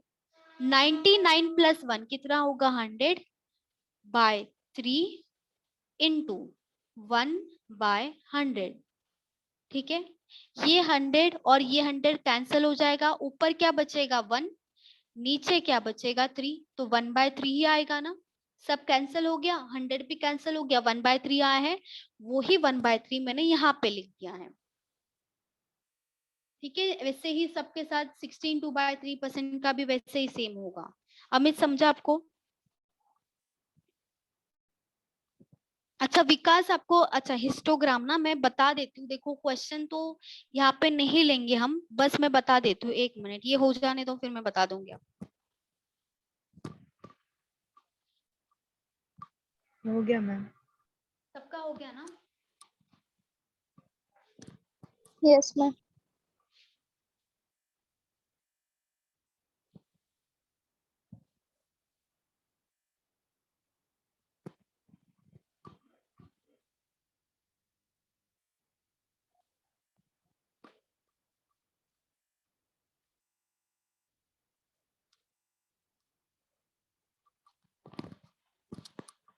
देखो जो बैंकिंग का डीआई होता है, ठीक है, बैंकिंग का जो डीआई होता है बैंकिंग के लिए बहुत ज्यादा इंपॉर्टेंट है डीआई। बैंकिंग के प्रीलिम्स में जो डीआई होता है वो 10 मार्क्स के लिए तो आता ही है। अगर मेंस की बात की जाए तो मेंस में 50 मार्क्स का पेपर होता है आपका मैथ्स का, वहां पे आपको एटलीस्ट 20 से 25 मार्क्स का डीआई पूछा ही जाता है। 20 मार्क्स का तो आएगा, 25 का हो सकता है नहीं आए, लेकिन 20 का तो कंपलसरी आएगा ही आपको। वैसे ही प्रीलिम्स में आपको 10 मार्क्स का आएगा, ठीक है। अगर वही एसएससी की बात की जाए, और बैंकिंग में थोड़ा डिफिकल्टी बढ़ेगा, मेंस में, प्रीलिम्स में बहुत इजी होता है डीआई, बहुत इजी, डिफिकल्ट नहीं होता है, मेंस में बढ़ेगा डिफिकल्टी लेवल। ये बैंकिंग का हो गया। वैसे अगर एसएससी में देखा जाए तो टियर 1 जो होता है वहां पे भी डीआई आएगा, टियर 2 में भी डीआई आएगा, दोनों में आएगा। टियर 1 में हो सकता है आपको 7 to 8 मार्क्स का आ जाए, टियर 2 में होगा आपको 15 मार्क्स का तो आता ही है, ठीक है, 15 मार्क्स, 15 के आसपास तो होगा ही आपका, 15 मार्क्स के आसपास। तो अगर प्रीलिम्स में आता है तो आपका वो भी बहुत इजी होगा टीयर 1 में, ठीक है, एसएससी का बता रही हूँ मैं। टीयर 1 में वो भी बहुत इजी होगा, आप आराम से कर लोगे, डिफिकल्ट बिल्कुल भी नहीं आता एसएससी में। बैंकिंग के प्रीलिम्स में भी बिल्कुल भी डिफिकल्ट नहीं आएगा। वही अगर टीयर 2 की बात की जाए एसएससी में थोड़ा सा ही बढ़ेगा, डिफिकल्ट तक डीआई जाता ही नहीं है एसएससी में। ज्यादा डिफिकल्ट कहाँ पे आता है? ज्यादा डिफिकल्ट बैंकिंग में आता है, एसएससी में ज्यादा डिफिकल्ट डीआई बिल्कुल भी नहीं आएगा। ज्यादा से ज्यादा वो आपको मॉडरेट लेवल के क्वेश्चंस देंगे, ठीक है। अभी जो मैंने यहाँ पे लिया है रड़ा ग्राफ हो गया या तो फनल डीआई हो गया, वो सब न्यू पैटर्न अभी बैंकिंग में आ रहे हैं, एसएससी में अभी तक नहीं आए हैं, लेकिन अभी पता नहीं अगर उनको डालना होगा तो वो दे भी सकते हैं, अगर क्वेश्चन में एग्जाम में उनको देना होगा तो वो दे सकते हैं एसएससी में। लेकिन बाकी जो है जैसे पाई चार्ट हो गया, बार ग्राफ हो गया, लाइन चार्ट हो गया, टेबल डीआई हो गया, मिसिंग डीआई हो गया, वो तो हर जगह पे आता है। वो तो हमारा कॉमन डीआई है जो नॉर्मली डीआई होता है, जैसे पहले से हम सॉल्व करते आए वैसा ये कुछ भी अलग नहीं है उसमें। पाई चार्ट हो गया या तो लाइन चार्ट हो गया, ऐसे ऐसे हो गया, ये पाई चार्ट हो गया या तो बार ग्राफ हो गया, ठीक है, ये बार ग्राफ हो गया, ठीक है, ये आएगा एसएससी में आएगा, बैंकिंग में आएगा, दोनों में हर जगह पे आता है। बस डिफिकल्टी लेवल थोड़ा बैंकिंग में ज्यादा होता है एसएससी का कंपेयर किया जाए तो। एसएससी का मॉडरेट ही होगा, डिफिकल्ट नहीं होगा। और जो हिस्टोग्राम जो है ना, हिस्टोग्राम में कुछ बस नाम अलग है, वो क्या होता है वो बस मैं बता देती हूँ, आप सॉल्व कर सकते हो, बहुत ईजी होता है वो भी। हिस्टोग्राम भी बार ग्राफ के जैसा होता है, बस थोड़ा सा डिफरेंस क्या होता है उसमें, देखो बार ग्राफ जो है ऐसे दिखता है, जो हमने लिया है ऑलरेडी 2-3 डीआई लिया है बार ग्राफ का, ठीक है, ऐसे ही दिखता है ना बार ग्राफ, ये होता है बार ग्राफ,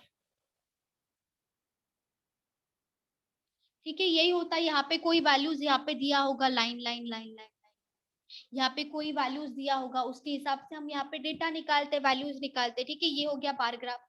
और जो हिस्टोग्राम होता है वो भी ऐसे ही दिखता है, उसमें भी कुछ डिफरेंस नहीं है, बस क्या होगा वो कि अगर यहाँ पे स्टार्ट हो रहा है, ठीक है, यहाँ से आएगा, फिर यहाँ से स्टार्ट होगा, यहाँ पे आएगा कोई वैल्यू, यहाँ पे आएगा, यहाँ पे आएगा, ऐसे होगा, ये होता है हिस्टोग्राम। दोनों में कुछ भी डिफरेंस नहीं है, लेकिन क्या है देखो, यहाँ पे अगर कोई डेटा दिया होगा कि अगर 2001 दिया है, ठीक है, 2001 दिया है, या तो ठीक है 2001, 2002 दिया है, 2003 दिया है, 2004 दिया है, ठीक है।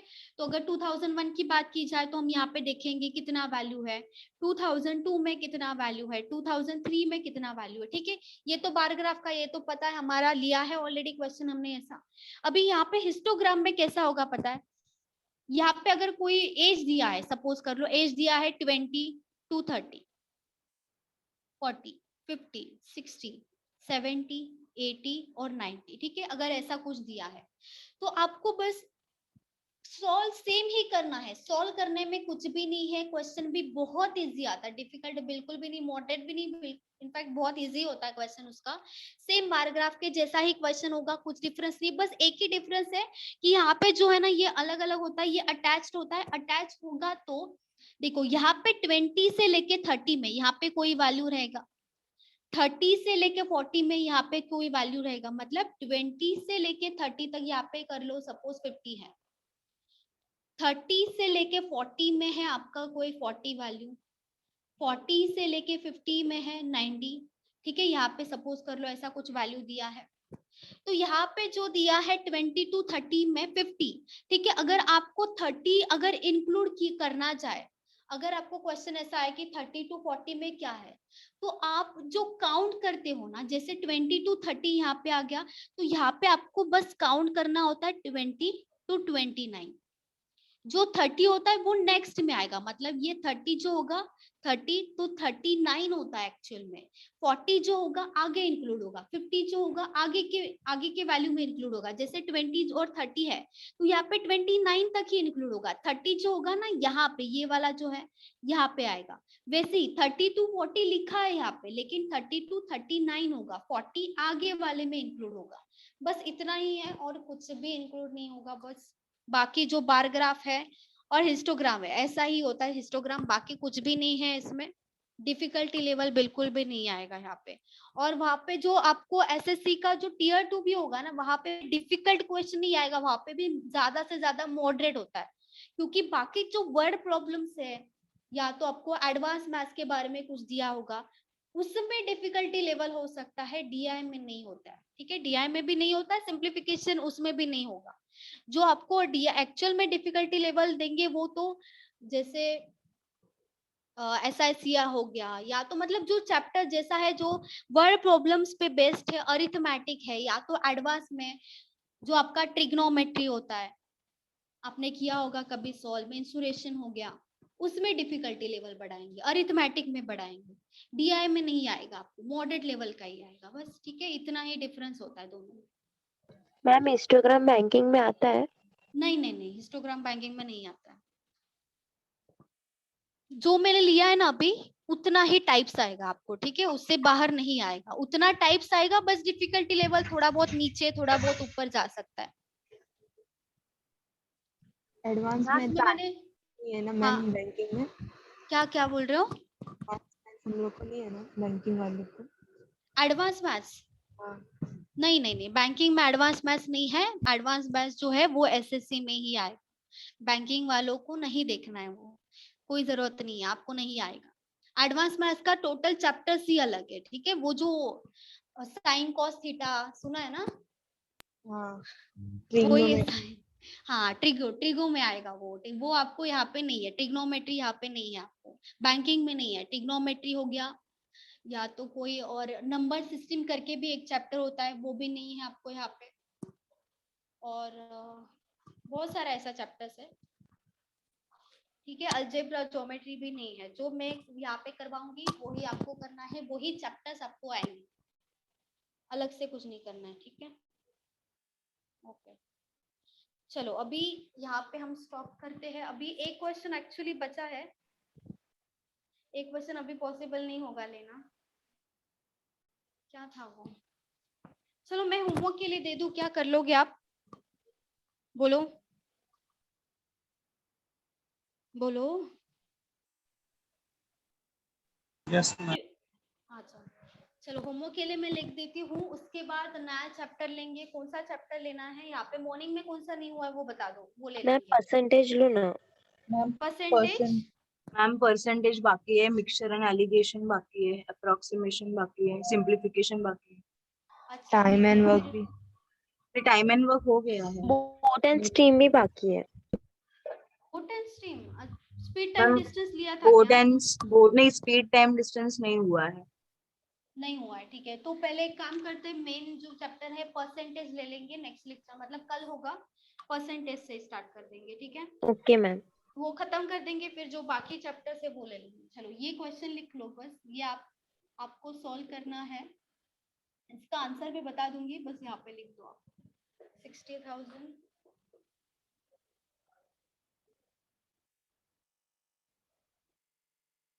और सब लोग को बता रही हूँ रोज पढ़ा करो। अभी आईबीपीएस क्लर्क भी आने वाला है, और एसएससी का भी नोटिफिकेशन आया है ना, कल ही आया शायद। अभी एग्जाम्स आने वाला है एसएससी का भी, और बैंकिंग का भी, एसबीआई पीओ का भी आया है, और आईबीपीएस क्लर्क का भी आया है। बोलो मैम आईबीपीएस में 1 जुलाई 2001 यही लास्ट डेट है, तो मेरा बर्थडे 3 जुलाई है, नहीं अप्लाई कर सकती ना? नहीं कर सकते, उससे पहले होना चाहिए था, उससे पहले नहीं है ना, तो नहीं कर सकते। कौन सा डेट बोला? 1 जुलाई चाहिए, मतलब 1 जुलाई तक अप्लाई कर सकते हैं। मेरा 3 जुलाई है। अच्छा ठीक है, उससे पहले वाले कर सकते हैं ना? हाँ हाँ, उससे पहले वाले कर सकते हैं। चलो ये इसका आंसर है 54,000। ठीक है, टोटल पॉपुलेशन यहाँ पे दे दिया है 60,000।